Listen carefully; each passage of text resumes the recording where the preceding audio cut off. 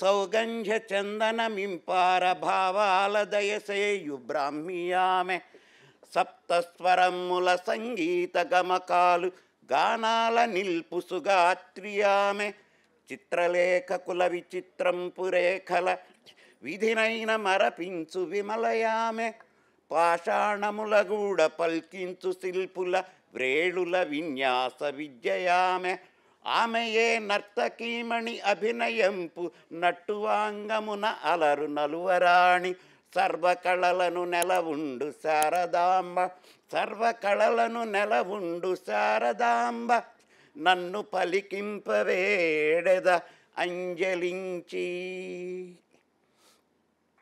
ఏ తల్లి చేతి వీణియ 4 తంత్రులు 4 వేదాలు పలికిస్తాయో, ఏ హస్తాబ్జ రుద్రాక్షమాలిక ఆధ్యాత్మ విద్యలు అందజేస్తుందో, ఏ కరమున నిలిచిన గ్రంథంబు సర్వజగతికి చదువు ఇస్తుందో, ఏ తల్లి వదనంబు మిగుల ప్రశాంతమై ఇందు కళలనన్నీ ఇనుమడింపజేస్తుందో, ఏ దేవి కరుణను వేదాంతులెందరో విశ్వాన వేద విద్య నిలిపారో, ఏ దేవి కృపతోడ విభుదులు ఎందరో కావ్యాలు రచించి ఘనత చెందారో, ఏ దేవి దయతోడ మేధావులందరూ విజ్ఞాన కనులను వినుతి చెందారో, ఏ దేవి దయతోడ సకల జనులు విద్యామణులుగా తీర్చిదిద్దబడతారో, ఏ పాదతీర్థములు ఈ పాటి సేవింప భాషా సముద్రాలు పొంగి పొరలుతాయో, ఏ కంటి చూపు పూరే కంత సోకిన ఆ కంటి చూపంటి కవిత అలరుతుందో, ఏ వీణ తీవియలి సుమంత మీటిన సంగీత సాగర స్నానమవుతుందో, ఏ తల్లి శాసింపకున్నను బ్రహ్మకైనను నోట పలుకురాదు, అట్లాంటి సరస్వతీదేవి మృదుపద మంజీరాల గలంగలలతో నిత్యం అలరారేటటువంటి ఈ కోనేరు లక్ష్మయ్య యూనివర్సిటీ ప్రాంగణంలో ఆ భారతీదేవి మృదు మంజుల పదస్వనాలు విహరించేటటువంటి ఈ యొక్క ప్రాంగణంలో మన భారతీయం, మన మహాభారతం లిపి గేమ్ వారి ఆవిష్కరణ, లిపి గేమ్ వారి యాప్ ఆవిష్కరణ సనాతన ధర్మ పరిరక్షణకు ఒక సంస్కరణ. ఇక ఇవాళ మనందరం ఇక్కడ సమావేశమైనాం. లక్ష్యం మీకు తెలుసు, ఎందుకు వచ్చాము. ఇందాక అపర్ణ మాట్లాడుతూ ఏ ప్రయోజనం లేనిది ఏమీ చేయమని. ప్రయోజనం అనుద్దిస్తే నమందోపి ప్రవర్తతే. ఏ ప్రయోజనం లేకుండా ఎవరు ఏ పని చేయరు. మన పూర్వీకులు మనకి చాలా పద్ధతులు నేర్పారు. ఆ పద్ధతులు కొన్ని శృతుల ద్వారా, వేదాల ద్వారా ఇచ్చారు. భారతీయ వేద వాంగ్మయాన్ని విడిచినటువంటి ప్రపంచాన్ని ఊహించడం చాలా కష్టమైన పని. భారతీయ వేద వాంగ్మయాన్ని విస్మరించి ప్రపంచ నాగరికతని ఊహించడం కానీ ఆలోచించడం కానీ ఒక కాని పని, జరగని పని. చప్పట్లు కొట్టాలి దీనికి.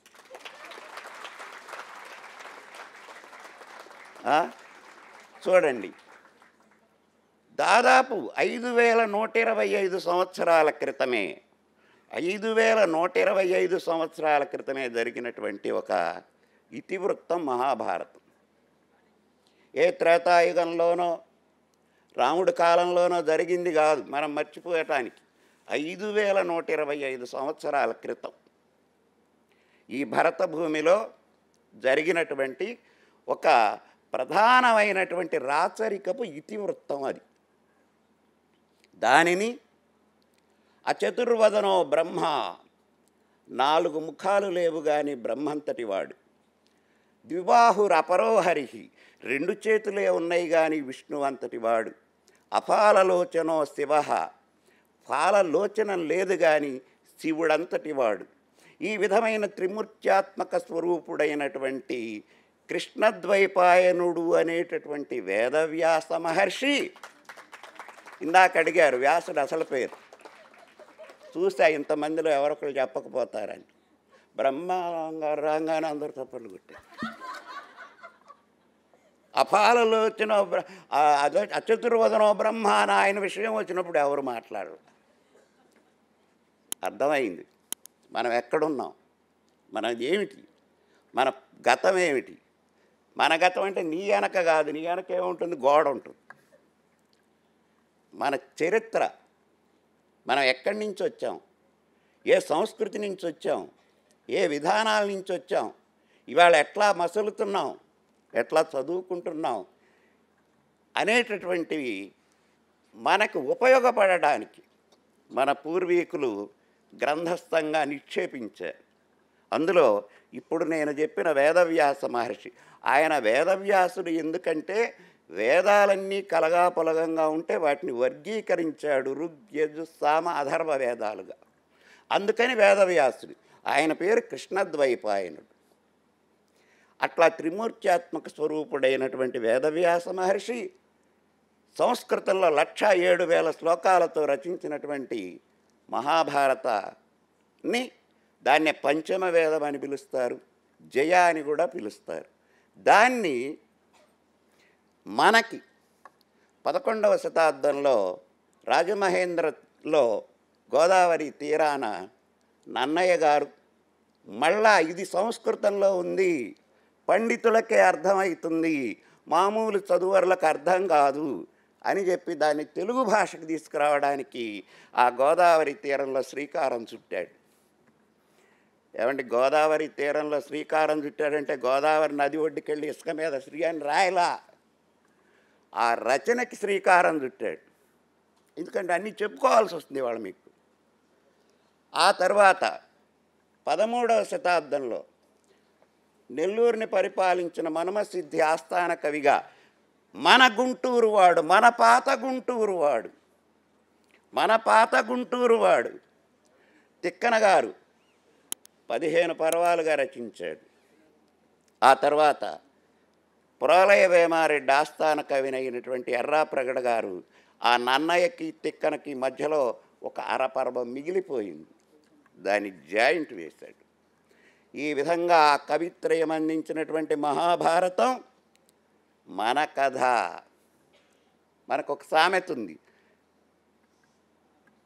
తింటే వింటే. అది కాస్త మీరు ఇంకా ఒక 25-30 ఏళ్ల క్రితం వాళ్ళు కాబట్టి అది చెప్పారు. తింటే బర్జర్లే తినాలి. బర్గరా బర్జరా మాదేలేదులే, తినాలి. అట్లా మారిపోయిందిలే, దాన్ని ఏం చేస్తాం. అట్లా పేరు పొందింది ఈ భారతం. ఈ మహాభారతం గొప్పతనం ఏంటి అంటే, అది నన్నయ్య గారు దాన్ని మొదలు పెడుతూ ఒక మాట అన్నాడు, అబ్బాయి ఇది ఒక పుస్తకం కాదు, ఇది ఒక గ్రంథం కాదు. వ్యాసుల వారు దీన్ని ఎట్లా రచించారంటే, ధర్మతత్వజ్ఞులు ధర్మశాస్త్రం అని, ఆధ్యాత్మ విధులు వేదాంతమని, నీతి విచక్షణులు నీతి శాస్త్రమని, మహాకవులు కావ్యమని, లాక్షణికులు సర్వలక్ష్య సంగ్రహమని, పురాణజ్ఞులు బహుపురాణ సముచ్చయం అని మహిం కొనియాడుచుండ వివిధ వేదతత్వవేది వేదవ్యాసుడు ఆదిముని పరాశరాత్మజుండు విష్ణు సన్నిభుండు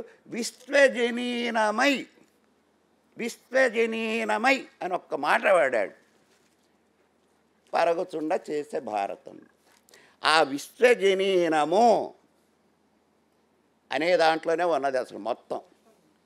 అంటే అది సార్వకాలికం అవుతుంది, సర్వకాల సర్వావస్థల ఎందు భవిష్యత్ తరతరాలకి కూడా వారి వారి యొక్క రంగాలకి కావలసినటువంటి సలహాలు ఇస్తూ, సూచనలు ఇస్తూ, మార్గదర్శనం చేస్తూ అది ఉంటుంది అని ఆయన విశ్వజనీనమై అనే మాట వాడాడు. ఆ తర్వాత నన్నయ్య గారు దాన్ని అనువదిస్తూ ఇంకో మాట అన్నాడు, తన మాటగా జగద్ధితంబుగా అన్నాడు. సరే, ఏ కవైనా కావ్యం రాసేటప్పుడు నేను జగత్తు మేలు కొరకని రాస్తున్నాననే అంటాం, అది మామూలే. కానీ ఆ విశ్వజనీనమై దగ్గర మీరు ఆగిపోవాలి. అక్కడ అది అందరికీ, పెద్దలకి, పిన్నలకి, వృద్ధులకి, విద్యార్థులకి అందరికీ ఉపయోగమే. ఇప్పుడు మీరందరూ ఇక్కడ ఇవాళ ఉన్నటువంటి సాంకేతిక విద్యలు చదువుతున్నారు. ఇదే శాస్త్ర సాంకేతిక విశ్వవిద్యాలయం చదువుతున్నారు కదా. ఇక్కడ మీకు ఎందుకు ఇది భారతం ఉపయోగం ఏంటంటే చెబుతా. విశ్వజనీనం అన్నాను కదా. మన చదువుకి దేనికైనా కొన్ని ఉన్నాయి స్టేజీలు. అవేంటంటే ఒకటి ఫస్ట్ ప్రీ యాక్టివిటీ, తర్వాత ప్రాసెస్ యాక్టివిటీ, తర్వాత పోస్ట్ యాక్టివిటీ. ఈ మూడు ఉండాలి చదువు. Pre activity, process activity, post activity. అర్థమైందా? ఇప్పుడు ఏదో ఈయన మన లోకానికి వచ్చాడు అనుకుంటున్నారు. నీవు చదువుకోవడానికి పోయేటప్పుడే నీవు ఎంచుకున్న చదువుకి కావలసినటువంటి ఉత్సాహాన్ని నీలో సమీకరింపజేసుకోవాలి. నువ్వు ఒక చదువు ఎంచుకుంటున్నావు, దానికి వెళ్ళేటటువంటి తర్వాత వచ్చే పరిస్థితిని అవగాహన చేసుకొని దానికి సంసిద్ధతుడుగా నువ్వు తయారు కావాలి. That is pre activity. Process activity, చదువుకుంటున్నావు, చేరావు, చదువుకుంటున్నావు, ఇక నీకు విద్య జరుగుతున్నది. కాలేజీకి వెళ్తున్నావు, చెప్పించుకుంటున్నావు, ఇంట్లో చదువుకుంటున్నావు, అన్నీ చేస్తున్నావు. అదంతా ప్రాసెస్ యాక్టివిటీ. అప్పుడు నీ మనసు దాని యందే లగ్నం కావాలి. వెళ్ళబోయే ముందు ఆలోచించావు, ప్రాసెస్లో ఆలోచించావు, పోస్ట్ యాక్టివిటీ. ఆ తర్వాత దాన్ని ఉపయోగించుకునే విధానంలో కూడా నీ యొక్క ఆచరణాత్మకమైనటువంటి చేతలు ఉండాలి. ఈ మూడు లోపించిన తర్వాత మనం ఇందులో ఏ దాన్ని కొంచెం పక్కకి నడిపినా మన యొక్క అభ్యాసం సరిగ్గా లేనట్టే.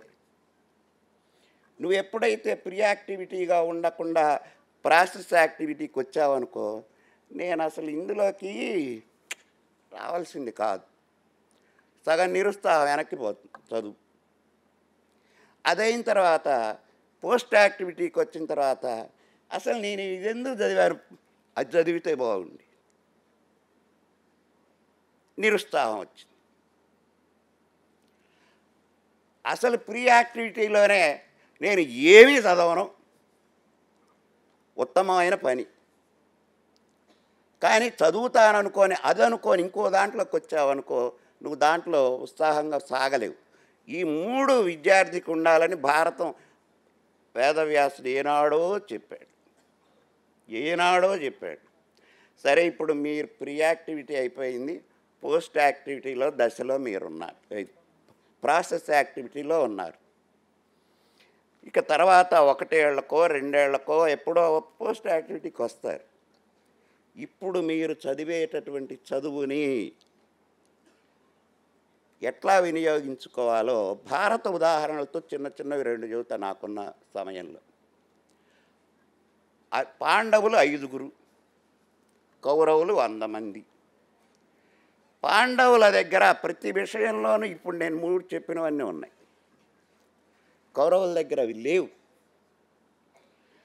పాండవులు సమయ పాలన చేసుకున్నారు, వాళ్ళు నెగిటివ్ని పాజిటివ్గా మలుచుకున్నారు. ఉదాహరణకి మన అజ్ఞాతవాసానికి ముందు అరణ్యవాసం చేసేటప్పుడు అర్జునుడు దేవలోకం వెళ్తాడు. ఇంద్రుడు అర్ధసింహాసనం ఇచ్చి గౌరవిస్తాడు. ఇంద్రుడి అర్ధసింహాసనం గౌరవం పొందింది అర్జునుడే. అక్కడ ఇతని యొక్క అందచందాలు చూసి ఊర్వశి ఇతన్ని మోహిస్తే, అమ్మా నువ్వు నాకు తల్లివి, తప్పు కదా అని చెబితే, ఇంత వలచిన స్త్రీని ఇట్లా నిరాకరించావు కాబట్టి నువ్వు నపుంసకుడు అయిపో అని శపించింది. సహజంగా బాధపడతాడు. అర్జునుడే మామూలు వీరుడా, మామూలు వాడా కాదు, బాధపడతాడు. కానీ వెంటనే తనకు వచ్చిన ఆలోచన ఇంద్రుడు కూడా చెప్పాడు. ఏమిటది? నేను ఈ బృహన్నల రూపం, ఈ నపుంసక రూపం చేసి రేపు మాకు ఒక 10 రోజుల్లో అజ్ఞాతవాసం రాబోతూ ఉన్నది. ఆ అజ్ఞాతవాసంలో నేను ఆడపిల్లలకి నాట్యం నేర్పుతా. ఆ రోజుల్లో నాట్యం నేర్పడానికి వాళ్ళే ఉండేవాళ్ళు. నాట్యం నేర్పి నా ఏడాది సమయాన్ని గడుపుతా. చూసారా? ఆ వచ్చినటువంటిది ఎంత బలవత్తరమైనటువంటి నెగిటివో అంత దాన్ని ఇంత తేలిగ్గా తీసేశాడు. అట్లానే అజ్ఞాతవాసం పూర్తి చేశాడు. అదే రూపంలో నాట్యాలు నేర్పుకుంటూనే గడిపాడు. అక్కడ ఏం చేశాడు? న్యూనతాభావం ప్రదర్శించలా. నేనేమిటి ఈ పని అనేటటువంటి ఒక ఆత్మన్యూనతకి వెళ్ళల. సమయం అది, పరిస్థితి అది. తల ఒగ్గుదాం. ఎప్పుడూ తల ఒగ్గే ఉండం కదా, జీవితాంతం తల ఒగ్గి ఉండను కదా, కొన్నాళ్ళు ఓర్చుకుందాం. అది అవసరం. అది అవసరం భారతం చెప్పేది. నీకు ఓర్పు అవసరం. తర్వాత వచ్చేటటువంటి ప్రతి అననుకూలతని అనుకూలతంగా మర్చుకోవడం. ఇక అర్జునుడి దగ్గర, అర్జునుడు మహావీరుడు భారతంలో. అర్జునుడు విద్యాభ్యాసం జరుగుతుంది. ఆ విద్యాభ్యాసానికి ముందు టెస్ట్ పెడతారు. మీకు కూడా ఎంట్రన్స్ టెస్ట్ లాగా. వీళ్ళందరూ ఏ విద్యకి పనికొస్తారని ద్రోణాచార్యుడు చూస్తూ ఉన్నాడు. ఒక్కొక్కళ్ళని పిలుస్తున్నారు. ఆ రోజుల్లో విద్యలు అంటే ఇట్లా ఉండవు కదా. విలు విద్యలు, నాట్య విద్యలు ఇవే. అందున వీళ్ళు రాజకుమారులు. వీళ్ళకి వీరోచితమైనటువంటి విద్యలే కావాలి. రాజ్యం వీరభోజ్యం. రాజుగారు సింహాసనం ఎక్కి కాళ్ళు పైన పెట్టుకొని కూర్చొని నాకు ఈ రాజ్యం చాలులే అనుకుంటే ఎప్పుడో ఎవడో దాన్ని కాజేస్తాడు. వీరోచితంగా పోరాడాలి. పక్క రాజ్యాలు వశం చేసుకోవాలి. తన యొక్క ఆధిపత్యాన్ని నిరూపించుకోవాలి. సార్వభౌమత్వాన్ని నిలబెట్టుకోవడానికి ప్రయత్నం చేయాలి. అది రాజలక్షణం. అంతటితోటే తృప్తి పడితే రాజుకు పనికిరాడు. అట్లానే మనం కూడా మనకి వచ్చినటువంటి పోస్ట్ యాక్టివిటీలో మనం ఉన్నటువంటి పరిస్థితి, మనం చేస్తున్నటువంటి దానితోనే తృప్తి పడితే మనం మిగతా అందరి సమాజంలో ఉన్నటువంటి పరిస్థితుల్లో కొన్ని సాధించలేకపోతాం. అన్ని విద్యల్లో ఆరితేరాలి. మీకున్నటువంటి సమయంలో ఇది కాకపోతే నాకు ఆప్షన్ ఇంకొకటి ఉంది బ్రతకడానికి, ఇది కాకపోతే నాకు ఇంకొక ఆప్షన్ ఉంది. ఎప్పుడు ఒక విద్యార్థి చదువుకునేటప్పుడు కనీసం 1 లేక 2 ఆప్షన్స్ 2 పెట్టుకుంటే మంచిది. కనీసం ఒకటైనా ఉండాలి. ఇవాళ ఉన్నటువంటి పరిస్థితుల్లో ఈ సాఫ్ట్వేర్ రంగంలో ఏ క్షణాన ఏం జరుగుతుందో, ఎట్లా ఉద్యోగాలు ఇస్తారో ఇండస్ట్రీస్, వాటి గురించి మీకందరికి తెలిసిన విషయమే. నీ దగ్గర అది కాకుండా ఇంకోటి ఉందనుకో, అబ్బాయి ఇది పోతాను ఇంకోటి ఉందిగా. ఇక వాడు అక్కడ ఉద్యోగం తీసేయంగానే దిగాల ముఖం వేసుకొని ఇంటికి రావడం, కుర్చీలో పడుకోవటం. నీ దగ్గర ఇంకోటి ఉండే ఇంకోటి ఉందిలే అనొచ్చు. మీరందరూ అది గమనించుకోండి. అందున మీది కత్తి మీద సాము లాంటి విద్య ఎన్నుకున్నారు.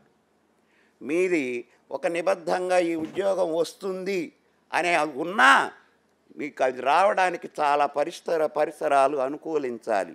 చాలామంది కృషి చేయాలి, పరిశ్రమలు పెట్టాలి. అప్పుడు మీకు అవకాశం ఇవ్వాలి. అది మీరు తెచ్చుకోవాలి. కనుక వస్తే మేలు, రానిచో బాధ లేదు అనుకుంటే ఇంకోటి కూడా ఆప్షన్ పెట్టుకొని దాంట్లో నైపుణ్యం సంపాదించాలి. పాండవులు అదే చేశారు. ప్రతి ఒక్కళ్ళు 2-3 విద్యల్లో ఆరితేరారు. ఇంకొకటి, అందరు వస్తున్నారు, ఆ టెస్ట్ పెడుతున్నాడు ద్రోణాచార్యుడు గురువు గారు. ముందు దుర్యోధనుడు వచ్చాడు. అక్కడ అది విలువిద్యా ప్రదర్శన. ఇతను విలువిద్యకు పనికొస్తాడేమో దుర్యోధనుడిని పిలిచాడు. ఒక చెట్టు ఉంది, ఆ చెట్టు మీద ఒక ఆర్టిఫిషియల్ బర్డ్ని పెట్టారు. దానికి ఒక కన్ను ఉంటుందిగా, అది కొట్టాలి, లక్ష్యం అది, ఎయిమ్. దుర్యోధనుని పిలిచారు. ద్రోణాచార్యుడు, దుర్యోధన ఏం కనపడుతున్నది నీకు అన్నాడు. ఏం కనపడుతుంది? బ్రహ్మాండంగా చెట్టు కనపడుతుంది అన్నాడు. నువ్వు పనికిరావు పో, ఆ విద్యకు పనికిరాడు, విలువిద్యకి పో అన్నాడు. భీముడిని పిలిచాడు. దీనికంటే ముందు ధర్మరాజుని పిలిచాడు. ధర్మజ, నీకేం కనపడుతున్నాడు? చెట్టు మీద పచ్చటి ఆకులు కనపడుతున్నాయి అన్నాడు. ఎందుకంటే ధర్మరాజు మనస్తత్వం అందరూ పచ్చగా ఉండాలని కోరుకునేది. పచ్చగా ఆకులు కనపడుతున్నాయి అన్నాడు. అది గొప్ప విషయమే, కానీ నువ్వు దీనికి బెరికిరావు పో అన్నాడు. భీముడిని పిలిచాడు. చూడన్నాడు. చూశానన్నాడు. ఏం కనపడుతుంది అన్నాడు. చెట్టు నిండా పండ్లే అన్నాడు.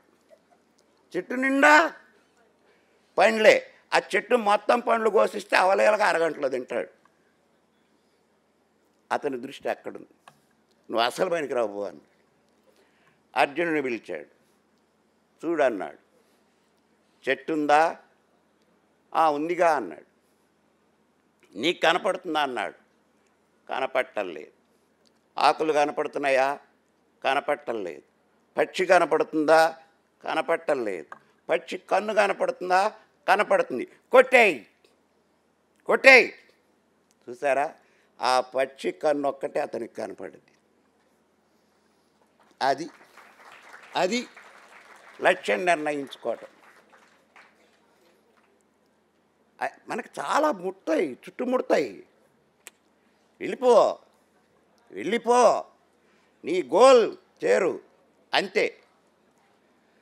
అట్లా విద్యా సాధన చేశారు, యాక్టివిటీస్ నిర్ణయించుకున్నారు.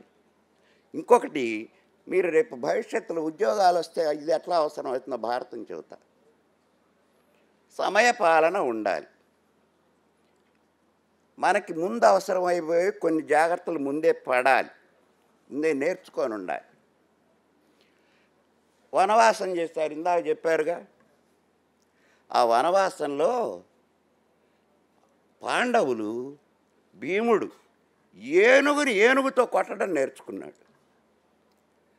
ఏనుగుని కనపడితే మళ్ళీ ఇంకో ఏనుగుని బట్టి తొండం పెట్టి గిరగిరా చెప్పి దాన్ని బాధటం మొదలుపెట్టాడు. ఎందుకు? అది అతనికేం ఆట కాదు, ఏనుగుల్ని హింసించటం కాదు. రేపు అతను అక్కడ మంచి ప్రతిజ్ఞలు చేసి వస్తాడు. చూపించారు యాప్లో ఇందాక. దుర్యోధనుడి తొడలు విరగ్గొడతా అన్నాడు. అంతటి ఘనుడు కావాలి అంటే ఈ ప్రాక్టీస్ అవసరం. అట్లనే ధర్మరాజు ఋషుల దగ్గర ధర్మ సూక్ష్మాలు తెలుసుకున్నాడు. అర్జునుడు విజయయాత్రలు, జైత్రయాత్రలు కాకుండా విజయయాత్రలు చేసి, తీర్థయాత్రలు చేసి మంచి మంచి అస్త్రాలు సంపాదించాడు. తపస్సు చేసి పాశుపతాస్త్రమే సంపాదించాడు శివుణ్ణి మెప్పించి అర్జునుడు. వినియోగించుకున్నారు సమయాన్ని.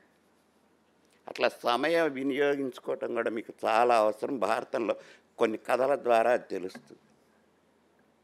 తర్వాత ఛాలెంజ్. ఇది నేనే చేస్తా అనుకోవాలి అబ్బాయి ఎప్పుడు విద్యార్థి. ఇది నేనే చేస్తా, ఎవడోళ్ళని కాదు. అట్లాంటి పాత్రకు ఉదాహరణ అభిమన్యుడు.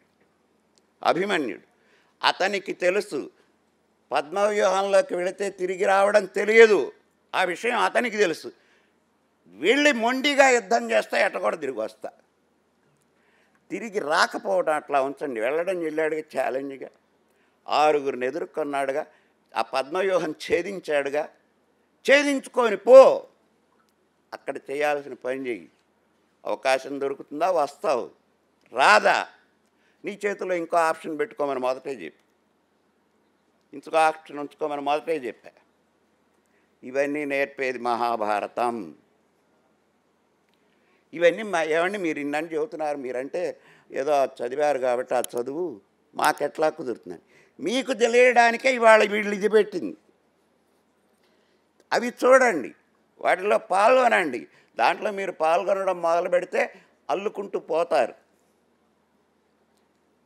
అసలు అందులోకే వెళ్లకుండా నాకు భారతం గురించి తెలియదు, నాకు హై స్కూల్లో మాస్టర్ చెప్పలేదు, ఆ హై స్కూల్లో మాస్టర్లు చెప్పింది అందుకున్నారో లేదో అనే పాపం ఇప్పుడు వీళ్ళు ఈ కృషి చేస్తున్నారు. అవునా? అర్థమైంది కదా? అట్లా. ఇక పాండవులది వికేంద్రీకరణ సిద్ధాంతం, కౌరవులది కేంద్రీకరణ సిద్ధాంతం. ఇది చాలా అవసరం జీవితాలకు. పాండవులు పని విభజన చేసుకునేవాళ్ళు. దుర్యోధనుడు తనే నాయకుడు, తని చెప్పాలి, ఇంకెవరు చెప్పడానికి వీలు లేదు.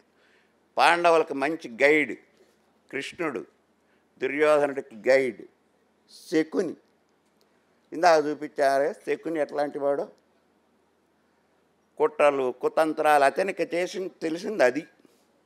అవి వీళ్ళ కృష్ణుడు మంచి ప్రణాళిక రచయిత. పాండవులకు ఏ కష్టం రాబోతుందో ముందే ఊహించగలడు, దానికి తగ్గ ప్రణాళిక వేయగలడు, వాళ్ళని ఒడ్డున వేయగలడు. మనం ఎన్నుకునేటప్పుడు మన గైడు మనకంటే కాస్త మెరుగ్గా ఉండేవాడిని ఎన్నుకోవాలి. 4 విషయాలు చెప్పగలిగేవాడిని ఆకట్టుకోవాలి. వాడి దగ్గరికి మనం వెళ్ళాలి. వాడొచ్చి మనకు చెప్పడు, ఎవరొచ్చి మీకు చెప్పరు. మీరు వెళ్ళాలి, తెలుసుకోవాలి, వాడి సలహా సూచనలు తీసుకోవాలి, జీవితంలో ముందుకు సాగాలి. అదే పాండవులు కృష్ణుడి స్నేహం, బంధువులైన. దుర్యోధనుడికి మాత్రం అందరూ తన దగ్గరికే రావాలి. ఎవడొస్తాడు? ఆ రోజుల్లో వచ్చారు, ఇవాళ ఎవడొస్తాడు? అరే రేపు నువ్వు మా ఇంటికి వచ్చి నాకు చదువు చెప్పాళ్ళు, మూసుకొని అవసరం ఉంటే నువ్వు రా అంటాడు అంతే. కానీ మనం అక్కడ మన అవసరానికి మనమే వెళ్ళేటటువంటి తత్వం కూడా అలవరుచుకోవాలి. అంటే ఇవాళ పరిస్థితులను బట్టి, ఇవాళ ఉన్నటువంటి సామాజిక వ్యవస్థాగతమైనటువంటి కొన్ని పద్ధతులను బట్టి ఎక్కడికక్కడ మనం ఫ్లెక్సిబుల్గా ఉండటం నేర్చుకోవాలి. ఈ భారతంలో ఈ విషయం ఎక్కువగా పాండవుల ద్వారా తెలుస్తుంది.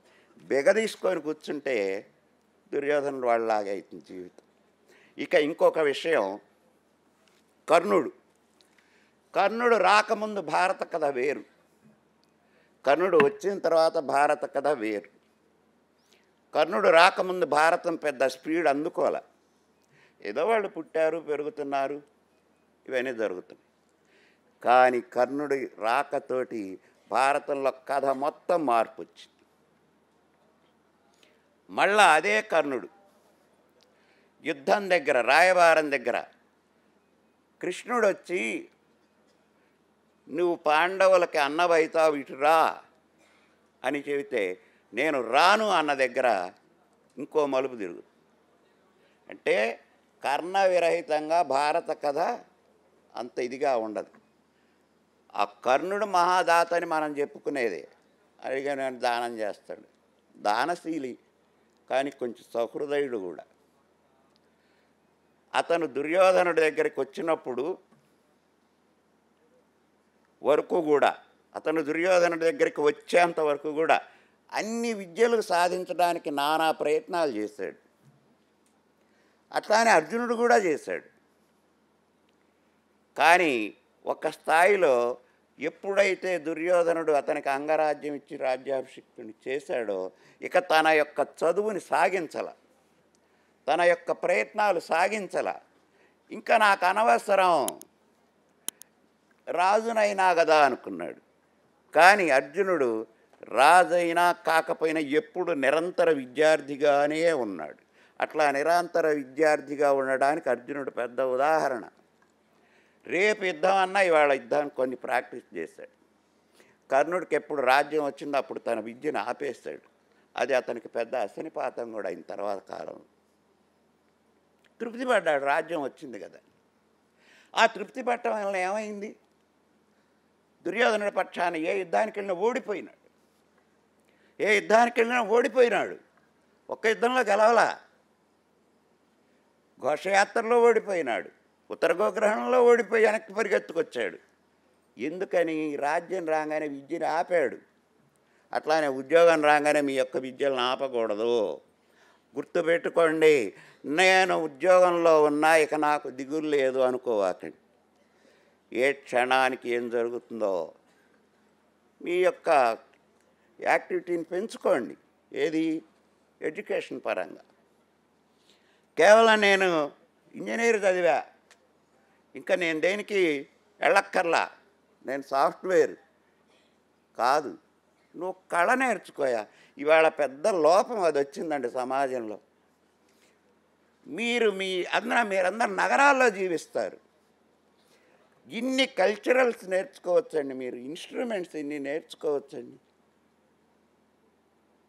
చక్కగా డ్యాన్స్ నేర్చుకోవచ్చు. డ్యాన్స్ అంటే పిచ్చి డ్యాన్స్ కాదు, కల్చరల్ ప్రోగ్రామ్ డ్యాన్సులు, భరతనాట్యం అట్లాంటిది. అట్లానే మంచి సంగీత విద్వాంసులు ఉన్నారు, ఇన్స్ట్రుమెంట్స్ నేర్చుకోవచ్చు. నువ్వు ఉద్యోగం చేసుకుంటున్నా ఎప్పుడన్నా ఒక ఇన్స్ట్రుమెంట్ తోటి వాయించుతూ నీవు ఒక పాట పాడుకున్న నువ్వు తృప్తి పొందుతావు. నీకు ఇంకా అది ఒక్కొక్కప్పుడు అవసరమైన జీవనోపాధిగా కూడా వినియోగించుకొని నలుగురిలో పేరు తెచ్చుకోగలుగుతావు. నలుగురిలో పేరు తెచ్చుకోగలుగుతావు. ఒక కళాకారుడికి, ఒక సాహిత్యవేత్తకి, ఒక గొప్ప ఆ రచయితకి ఉన్నటువంటి ఆ గౌరవం దాదాపు ఎవరికి ఉండదు. అతని యొక్క గౌరవం ఎంతవరకు అంటే ఆ పదవులు హోదాలు ఉన్నవంతు. ఇతనికి ఉండే గౌరవం ఎప్పటి వరకు, ఇతని ప్రాణం ఉన్నంత వరకు ఉంటుంది. ఇవన్నీ కూడా మనకు మెలకువలు. ఇవన్నీ చక్కటి కథారూపాల్లో ఆ యాప్లో కాదు, ఆ మహాభారతంలోనే ఉన్నాయి. దాన్ని మీకు సుగమం చేస్తూ, సుదర్శనం చేస్తూ, అంటే చూపించటం అందిస్తున్నారు. అందుకోండి, అది ఒక ఆట గూడాట. అది ఒక ఆట. అసలు మన జీవితమే ఒక ఆట. ఇది ఒక వైకుంఠపాడి. ఎగవేసే నిచ్చెనలే కాదు, పడదూసే నాగులు ఉంటాయి. నిచ్చెనలు పైకి పైకి పైకి తీసుకుపోతాయి. పాముపటం ఆట తెలుసా, ల్యాడరు, అది స్నేక్స్ పైకి. అది ఇప్పుడు ఆట కాదు, ఇప్పుడు మన బాక్సుల్లో వీటిలో కాదు. వెనకటి పాము పటం, పరంపర సోపాన పటం చూస్తే ఎక్కడ పాము ఉందో అక్కడ ఒక చెడ్డ పని ఉంటుంది, ఎక్కడ నిచ్చెన ఉందో అక్కడ ఒక గొప్ప పని ఉంటుంది. గొప్ప పని చేస్తే నిచ్చెన ఎక్కుతావు, చెడ్డ పని చేస్తే పాము మింగుతుంది. వెళ్తాం జాగ్రత్తగా వినండి. లాస్ట్ ఇంకా 2 గళ్ళల్లో అయిపోతుంది అనగా 2 లైన్లలో పెద్ద నిచ్చెన ఎక్కుతాం. నేను పెద్ద నిచ్చెన ఎక్కా అనుకుంటాం. పైకి వెళ్ళిపోయినావు, పరమపదం దగ్గర అందుకోబోతున్నావు. అది ఎక్కడ వెళ్తుంది? ఆ పెద్దనిచ్చిన చిత్తశుద్ధి దగ్గర ఉంటుంది.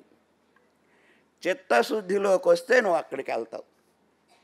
మనకి చిత్తశుద్ధి ఉండాలి, విత్తశుద్ధి ఉండకూడదు. విత్తశుద్ధి అంటే డబ్బులు. నా డబ్బులు బాగున్నాయి కాదు, నీ చిత్తం బాగుండాలి. డబ్బులు బాగానే ఉంటాయి నలపకుండా ఉంటాయి. చిత్తశుద్ధి దగ్గర ఉంటే పెద్దనిచ్చినెక్కి పైకి వెళ్ళావు.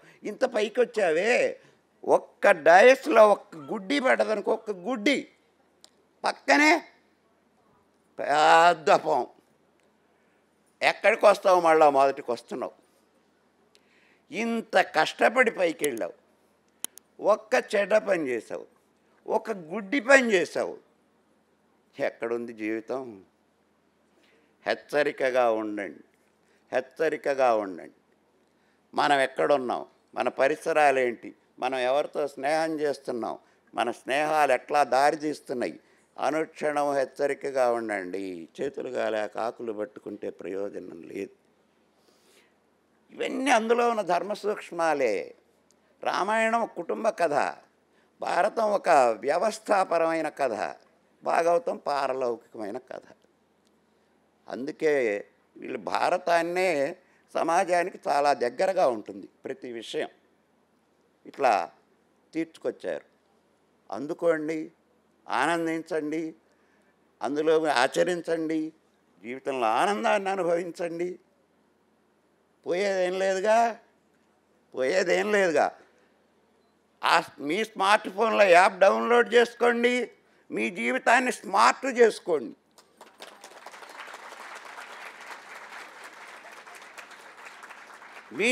మీ దాంట్లో యాప్లు రకరకాలు చేయండి, మీ జీవితాన్ని హార్డ్ చేసుకోవాలి. స్మార్ట్ ఫోన్లో లిపి యాప్ మీ జీవితానికి స్మార్ట్.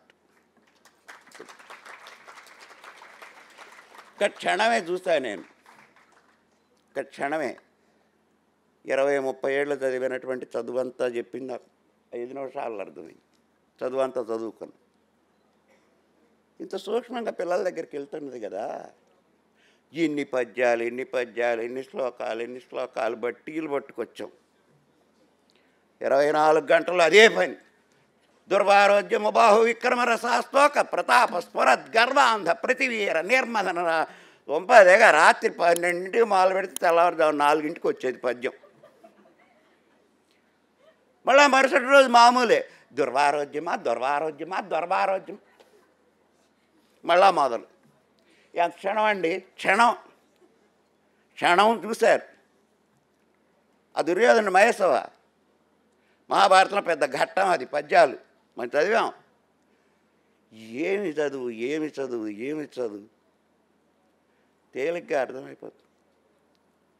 అట్లానే యుద్ధం, ఎన్ని పద్యాలు రావాలి, ఎన్ని చదవాలి ఆ ఎంఏ పరీక్షల్లో రాయాలంటే. మేము ఎంఏ చదివేటప్పుడు తెలుగు ఎంఏనా కనీసం పేపర్కి 45 పేజీలు రాస్తే పేజీకి 2 చొప్పున వచ్చినా 90 వస్తాయి మార్కులు. అంటే నేను పేజీలు లెక్క రాయలేదులే, నేను పేజీలు లెక్క రాస్తే స్టేజీ అట్ట ఎక్కేవాడినా అక్కడ కూర్చునేవాడిని. అట్లా ఇవన్నీ ఒక గొప్ప విషయాలు మనకు అందించింది మన సంస్కృతి.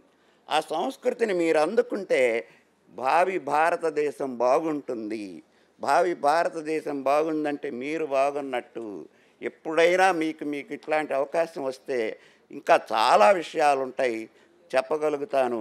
సరే, ఇవాళ ప్రోగ్రాం ఉంది, ఏదో ఇంతవరకు మీకు దాని యొక్క ఉపయోగాలు చెప్పాను. అయ్యా, భారతం కథ తెలుసుకోండి. అప్పుడు మీరందరూ ఎట్లా ఉంటారు తెలుసా? ఇందా చెప్పానే, ఎట్లా ఉంటారు, ఎట్లా ఒక్క ఆయన ఉంటాడట స్మార్ట్గా, మిగతా వాళ్ళందరూ మార్ట్గా ఉంటారో డీమార్ట్గా ఉంటారో మీ ఇష్టం. ఇక అప్పుడు మీరు మన భారతదేశంలో ఒక మంచి సత్పుత్రుడిగా వెలుగొందుతారు. ఆ భారత యుద్ధంలో జరిగినటువంటి కొన్ని ఉన్నాయి భారతంలో. కొన్ని విషయాలు మీకు ఇది అధర్మం కదా అనిపిస్తుంది, కానీ ఆ అధర్మం జరిగిన పరిస్థితులు కూడా ఆలోచించండి. ఆ అధర్మానికి చుట్టూ ఉన్న పరిస్థితులు కూడా చదవండి, అప్పుడు మీకు తెలుస్తుంది దాని గొప్పతనం. ఇవన్నీ అవగాహన చేసుకోండి, చక్కగా పైకి రండి. ఇప్పుడు మీ అందరికీ ఈ ఉపన్యాసం ద్వారా మరి భరతవాక్యం చెప్పాలి. భరతవాక్యం అంటే మీకు ఇప్పుడు ఒకటి చెబుతా. ఇవాళ సినిమా అయిపోతుంది, సినిమాలో స్క్రీన్ మొత్తం బ్లాక్ అయిపోతుంది. అయిపోగానే చివరి చిన్న END అని పడుతుంది. ఎంత చిన్న అక్షరాలు వేస్తాడు. మా చిన్నప్పుడు అది కాదు, జై హింద్ అని వచ్చేది సినిమా అయిపోతే. కొన్నాళ్ళు జనగణమన పెట్టారు హాల్లో. పాపం అప్పుడు దేశభక్తులు ఉన్నారండి. జనగణమన రాగానే లేచి నించొని చక్కగా వినేవాళ్ళం. ఇవాళ జనగణమన వస్తుంటే వీడు బయటకు వచ్చి సిగరెట్ బెడ్ తీసి అగ్గిపెట్టి వెలిగించుకుంటాడు. అది పెట్టేవాళ్ళు. భరతవాక్యం అంటే చివరికి భరతమాతకి జయమవుగాక అని చెప్పే భరతవాక్యం ఒక పద్యం చదివి, ఇంకొక విషయం, దీనికి ముందు మీకు ఆశీస్సులు ఇవ్వాలి కదా, ఏదో పిలిచారు. మహిత కోనేరు లక్ష్మయ్య మాన్యుపేర, మహిత కోనేరు లక్ష్మయ్య మాన్యుపేర వెలయు విశ్వవిద్యాలయము విద్య నేర్చి. మహిత కోనేరు లక్ష్మయ్య మాన్యుపేర వెలయు విశ్వవిద్యాలయము విద్య నేర్చి. శాస్త్ర సాంకేతికమ్ముల చక్క నేర్చి, శాస్త్ర సాంకేతికమ్ముల చక్క నేర్చి. భారతీయత మీరంత వరలుగాత, భారతీయత మీరంత వరలుగాత.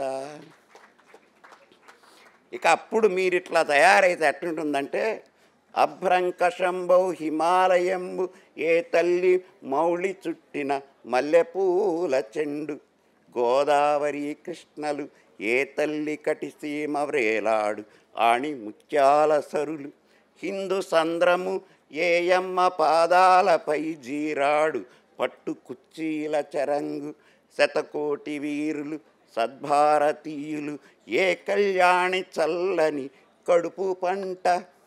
ఆమె బ్రహ్మర్షి జాత కళ్యాణ గీత ధర్మ సముపేత వేదమంత్ర ప్రపూత విశ్వవిఖ్యాత సుశ్రీల వెలయుగాత. విశ్వవిఖ్యాత సుశ్రీల వెలయుగాత పరమ కరుణా సమేత మా భరతమాత. శతమానం భవతి శతాయుః పురుషస్య తేంద్రియే ఆయుష్యేంద్రియే ప్రతిష్ఠిత. స్వస్తి. శుభం.